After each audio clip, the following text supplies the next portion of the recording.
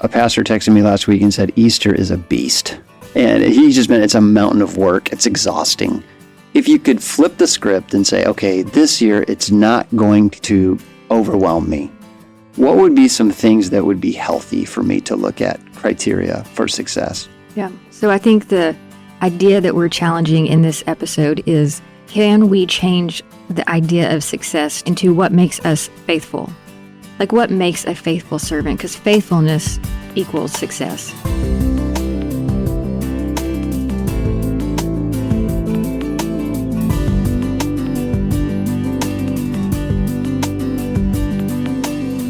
Welcome back to The Glass House. We are having conversations with ministry leaders and their spouses so we can bring their stories to you.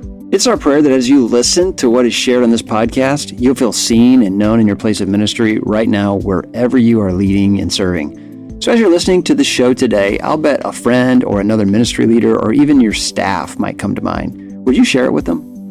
If every one of you listening would share this episode with that person that comes to mind, we could double the amount of people that hear this message today.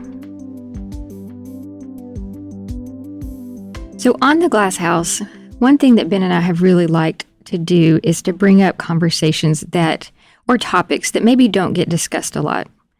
And we think that Easter is the biggest day of the year for Christians. It represents the most essential truth in our belief system.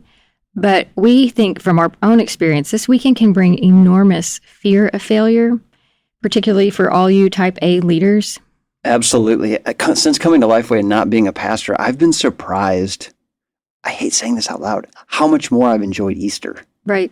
Because I don't have all the pressure of getting ready for this wedding that gets planned every year where the flowers have to be perfect and the song has to be just perfect and the sermon has to be gold standard. We're going to get into all that. But Easter is a really stressful time for people who are performance oriented. Yeah. And they feel like it's got to be big and better than last year. The one thing I told Ben one day is that the first year that he was not a preacher, so I've always felt some insecurity during Easter services because I see people really worshiping. I see them really moved. I see them crying. I see hands raised. And I've just never felt that. And I've questioned myself of, am I believing the right thing? But I think I've just always been burdened by what's going on. And so the very first Easter where he wasn't the preacher and we were in the crowd, in the congregation, I was just weepy. And I realized it was the first time in 17 years of pastoral ministry that I was really able to just sit and process what the truth of Easter was in a really stress-free way. None of it was falling on me. And so I didn't have to think, okay, I'm in here, but what's happening back in the kids' area or something like that. And in the world of emotions, which we try to tie these shows to, it's really about fear. Mm-hmm. It's about fear of failure, fear of disappointing people. Mm-hmm. And you catastrophize a lot pre-Easter about what if all of these things go wrong. And when we talk about fear, we've looked at the breakdown of the healthy side of fear and the unhealthy side of fear. And so I'll start with the healthy. The healthy side of fear in its good forms is that it makes us courageous and it brings faith and it makes us want to protect. Those are all good things. So like faith, for example, to think about Easter of, man, God's going to do some amazing things in the lives of people as we preach the gospel this year. That's faith. That's healthy, which is a good thing. But I found myself more in the unhealthy side. Yeah. So the definitions that what we have learned through our counseling, these aren't definitions in the dictionary or anything, but unhealthy fear can turn to anxiety. It shows up in control or rage, perhaps. And I know for sure that people who have worked with Ben and I in church ministry have experienced those sides of us, I'm sure. Absolutely. Anxiety, and you get stressed and it turns into control and we have to do it this way and not that way. And all those comments that come out of our mouths. Certain moments as a pastor where the words are not matching the mouth on the video and I'm just steaming mad. I want to control that. Or the guy came up to say something and the microphone didn't work and that guy had one job. It produces all these really toxic kind of want to control things that are really awful in a church environment. Right. So I think that what we want to say today we think there are 4 reasons why Easter can bring fear into the life of the pastor's wife, the ministry spouses, and other church leaders. And I mean, Ben, you can start these Yeah, off. these are just 4 that we thought of. There's more. But Sure. for example, pre-Easter, the entire staff feels the pressure to make this extraordinary. So whatever we've been doing, we got to take it up 3, 5, 7 notches because it's Easter. And what that does is it raises everybody's blood pressure. And if you're preparing for the Super Bowl halftime show, which is what it feels like, I don't want to be the person that blows my part. And so tension begins to be felt in the church around Easter, which when you read the beauty of the Easter story, like, I'm not sure that's exactly what God had in mind for us pre-Easter. Mm-hmm. Yeah, one thing we'd also talked about was additional services, which most churches have to provide. They stretch everyone thin. So we were just visiting a church yesterday, and this church normally has 3 services. Well, they're having 6 for Easter, and they were announcing the times. And Ben and I just looked at each other. I don't think other people even realized it, but us having our background, 6 services on a church staff is very hard. That's, I mean, a lot. We think about it just for the pastor, but I mean, finding twice the amount of volunteers for parking, hospitality, greeters, kids, youth. I mean, the list goes on. And some churches out there who are not large churches, you know, when you only have 20 volunteers as is, it's hard to find 40. So it's really stressful. Yeah, and the fear is you're going to have to turn people away because there's not enough seats because you don't know which service people are going to show up to. So let's just make a ton of services and we'll be okay. But the toll that takes on the staff and the volunteer base is big. So, you know, we feel pressure about making it extraordinary. We feel pressure because of the extra services. And third, there's the pressure of social media. I don't know any other Sunday or weekend where we see crowded rooms full of people on social media like we do after Easter, which can make people feel really small. Mm-hmm. You know, larger churches with momentum certainly have an advantage here with big budgets, high production. I just know medium-sized or smaller church pastors probably feel, I know they feel like they don't measure up. And that's dangerous. Nobody wants to have that feeling.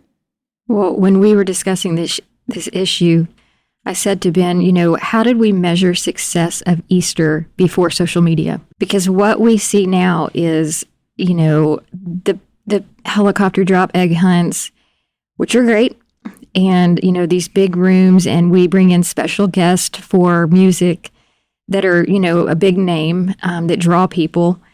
And so, you know, how did we measure success before that when we didn't know it and we just had to go home and say, the Lord did a work here? And we just have to know that in our heart that the Lord did a work, and not because we can put it on Easter of how many people came forward. Everybody has their strengths in ministry. I never felt like I was great at drawing the net. I never had a service where a bunch of people came forward and gave their lives to Jesus. So I always felt some insecurity about that. But after Easter, it was even more emphasized because I could see like big baptism services where all these people gave their faith in Christ. And it's like, what's wrong with me that I can't persuade people to accept Christ? I think it's a day we do that. And then fourth. Yeah, so fourth, I mean, one thing that this won't affect everybody, but the pressure on ministry families, it's a lot. I mean, and this is not just a lot on the pastor, it's a lot on every minister in the church, on the church staff. And so, I mean, I know even for us, you know, when we have, when our kids were little, I mean, funny example, you may or may not do the Easter bunny. We didn't do the Easter bunny. We did just Easter baskets. Well, we always had to do them on Saturday because you can't do that on a Sunday morning when you're gone at 5:30 a.m. setting up for a sunrise service. And so, you know, there's little things like that people don't think about that you just have to alter. And it's not good or bad. It's just ways to alter that maybe people don't consider. And childcare. I mean, if you're all day Saturday and all day Sunday dealing with things at the church, like who's going to watch your kids? Well, I was thinking of the family, the pastor of this church with 6 services. They have 3 teenagers. Yeah. Well, those kids are going to be serving. Are they joyfully serving? Probably these children, but you know, it could be hard when you have kids who maybe don't want to serve and they're asked to be in the preschool 3 services out of 6. Mm-hmm. And you just fear they're going to grow up resenting that. So there are a lot of reasons why this time of year we particularly beat ourselves up. There's an old book on my shelf that I thought might help us on this. It's written by Kent and Barbie Hughes. It's an old book. It's called Liberating Ministry from the Success Syndrome. And as we were preparing for this episode, I was flipping back through it. And basically what happened was Kent and Barbara realized early on that the metrics that they had in their mind for success were flawed. And so they wrote a book together about what they had to do to change the metrics. So here's what Kent says. He says, I had bought into the idea that success meant increased numbers. To me, success in ministry meant growth in attendance. Ultimate success meant a big, growing church. Coming to Lifeway has been eye-opening to me in the fact that most of our churches are under 150 people. Mm-hmm. Some of our churches in that kind of that mid-range between like 150 and 500, 600. And then there's a few, comparatively, honestly, that are mega-sized. But I think it's hard when you are in that smaller or medium-sized church to feel like you can, quote, compete with the church that rented the arena for Easter. We've done that. We did that. And we did it one year, and honestly, I vowed I would never do it again because it made Easter even more complex and complicated and stressful and difficult. Mm-hmm. And so that's just a thing for me. But I thought it was interesting how Kent points out that numbers really do become the ultimate metric in a society that's built on that. When we were just talking in the privacy of our home, I said, if we're not careful, we can turn Easter into a Christian hype brag fest type situation. This is what we are doing. This is what we're spending our money on, and you should be doing it too, kind of thing. And I want to believe that the hearts are so pure of the pastors doing this, and they probably are. And so I don't want this to sound like it's a pride thing, but I would suggest that if it may be a pride thing. Yeah, I look back now, reflecting, in some of the photographs that meant the most to me over the years are me standing in front of a full room. I don't think that's healthy. Wait, they meant the most to you? Yeah, I mean, we had one framed in our house. It was me preaching in the new building with a sea of people. It was like a great Sunday of attendance. Oh, at Storyline. It was the first Sunday, and the room was full, and we were like, look what God did. He brought a full room. A full room is the ultimate sign of success. Mm-hmm. And Kent does a great job of talking about, like, that may not be the best way to think about success in ministry. So how do you think about success? And he says this. I want to read 2 paragraphs. He said, as Barbara and I searched the scriptures, we found no place where it says that God's servants are called to be successful. Rather, we discovered our call is to be faithful. And he quotes 1 Corinthians 4, 1 and 2. So then, men ought to regard us as servants of Christ and as those entrusted with the secret things of God. And I love this part. Now it is required to those who have been given a trust, they must prove faithful. And Hughes wraps it up by saying, it is imperative that we fully understand this principle and take it to heart if we are to escape the seductive clutches of the success syndrome.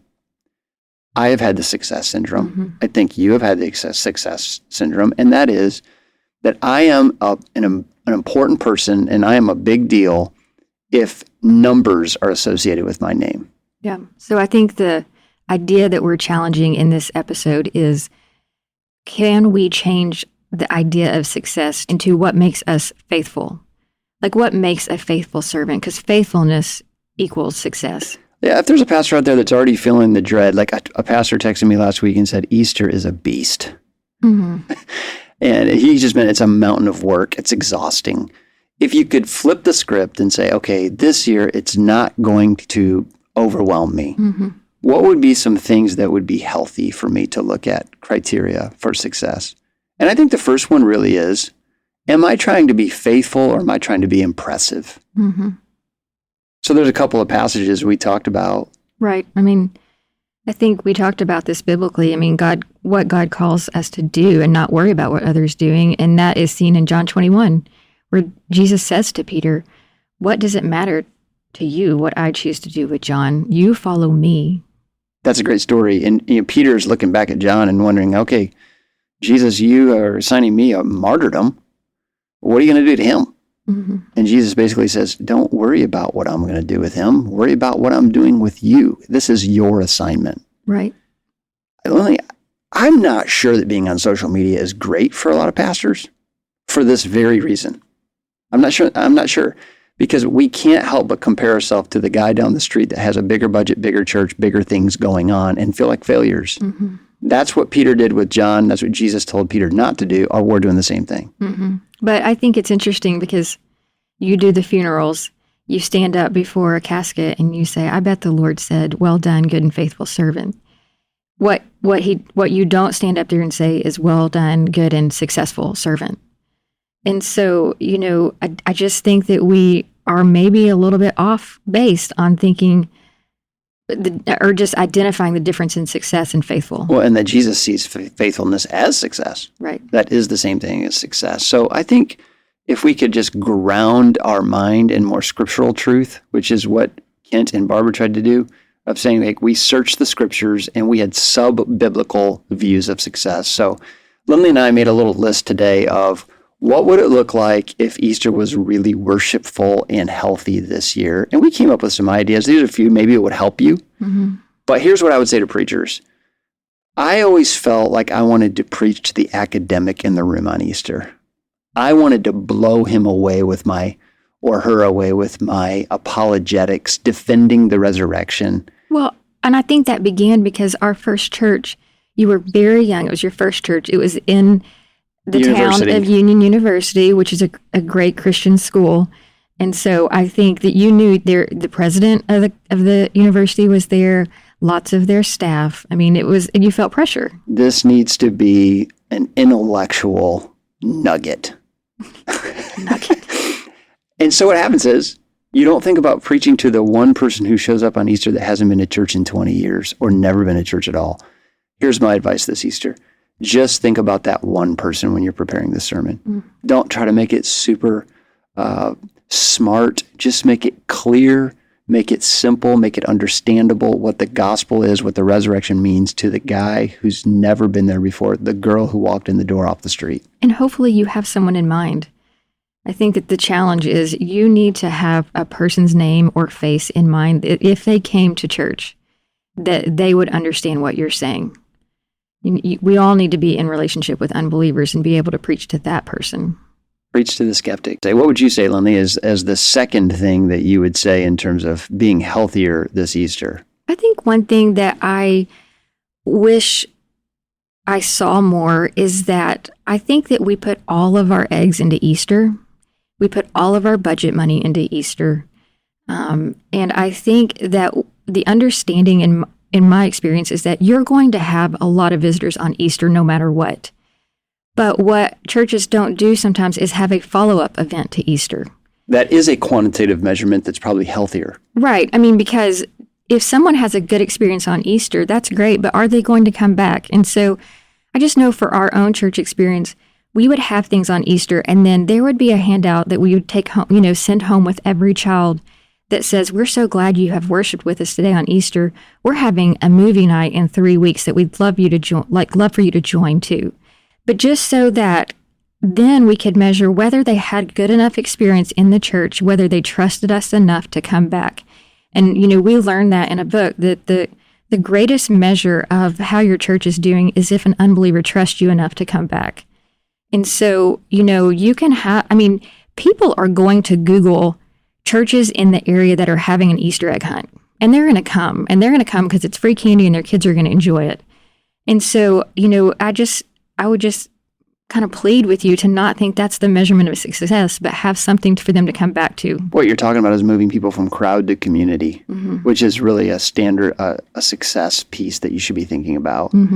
Years ago, churches used to measure their numbers by how many people went to small group or Sunday school. Yeah. We flipped that, and now it's about the worship numbers. I'm not sure that original way of measuring wasn't more accurate in terms of here are the people who are really invested, bought in here, and are moving with us, not just showing up on the Sunday. Third thing we would say is, I'm convicted saying this, think about ways to lead your family this Easter, not just your church. Kids were an afterthought often as I was feeling the pressure of the program and everything on Easter. Like I had 4 little kids at home and wasn't thinking enough about what does Easter mean for them? Do they really understand what this is and why it's important? And am I spending time nurturing them? And if you look in the Bible, Easter gets major part of all of the Gospels. Christmas doesn't even show up in 2 of the Gospels. And when it shows up in the other 2, it's a small event.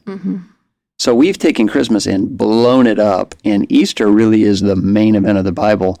And are our kids who are right under our roof grasping, understanding, and loving Easter? Or are they going to, like, later in life look back and be like, those were always the worst weeks in our family life?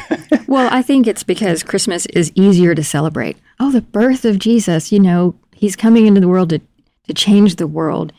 And so, even I know for some of the unchurched friends we know, it's easier to come on Christmas and celebrate and sing the hymns or the carols that everybody knows versus on Easter. I mean, really, we know it's a joyous occasion, but we're talking about the death, and that's not as easy to celebrate. So we kind of avoid it. I mean, in a lack of feeling emotions, I think we almost avoid what's really going on at Easter. It's harder to connect with a resurrection than with a baby, like at Christmas. I mean, when people have baby showers, it's just so easy to connect with that. Yeah. But an understanding of what the resurrection means is very hard to grasp. And I think it takes a lot more faith. People who have buried loved ones. I never felt more without words than at a graveside service. You can read the scripture and people appreciate the scripture, but they really have a hard time wrapping their mind around resurrection. And so it's a harder day in some ways. Yeah. Well, the 4th one.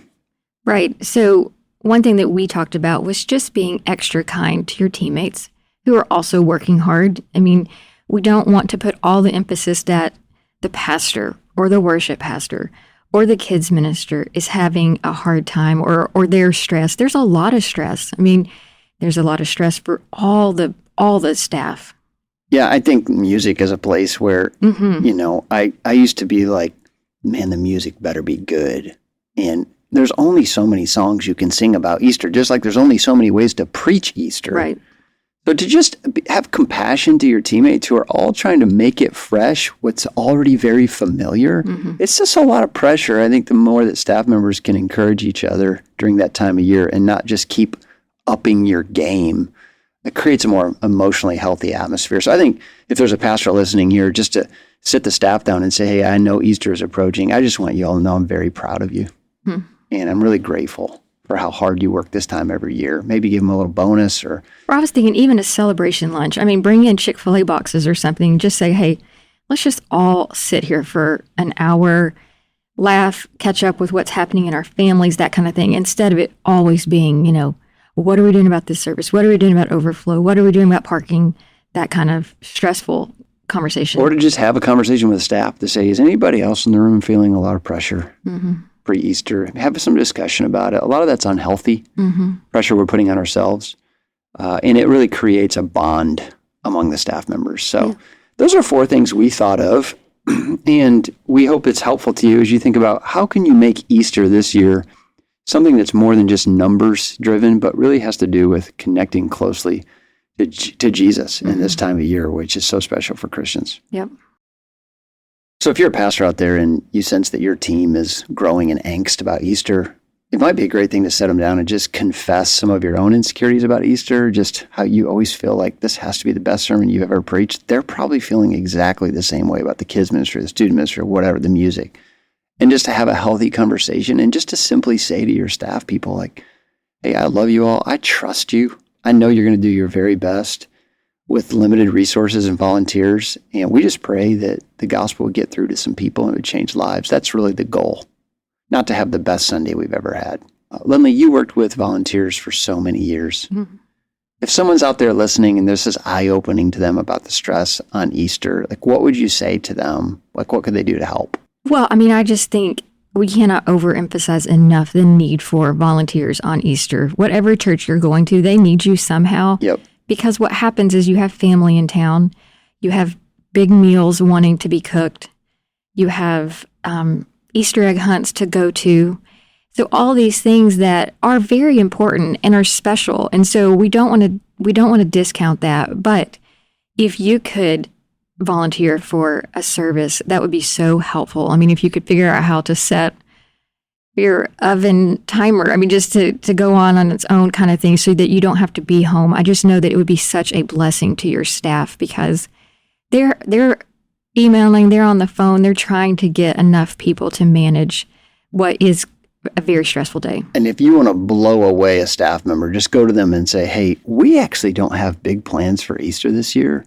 Use us in as many services as you need us. Just plug us in. We're here. I had families that would do that. Oh my and stay gosh. for several services. And the good news with that too is that it's fun to be able to be a blessing when on that third service, maybe they're not needed, and to say, hey, thank you so much for being willing to serve, but we are covered, and you guys go home and have a special day with your family. And if you have a critical comment about Easter, something they could do better next year, wait till May to tell them about it. I promise it will go over better. Thank you for listening to this episode of The Glass House. We would love to include you in the conversation. If something stuck out to you in today's episode, let us hear from you, or a topic you'd love to see us tackle in the future, or just any question you want to fire at Lindley and me. Email us at president@lifeway.com. The Glass House is hosted by Lifeway, produced and edited by Angie Elkins Media, original music by Robert Elkins, sound engineering by Dale Sandberg, and artwork by Cameron Spooner.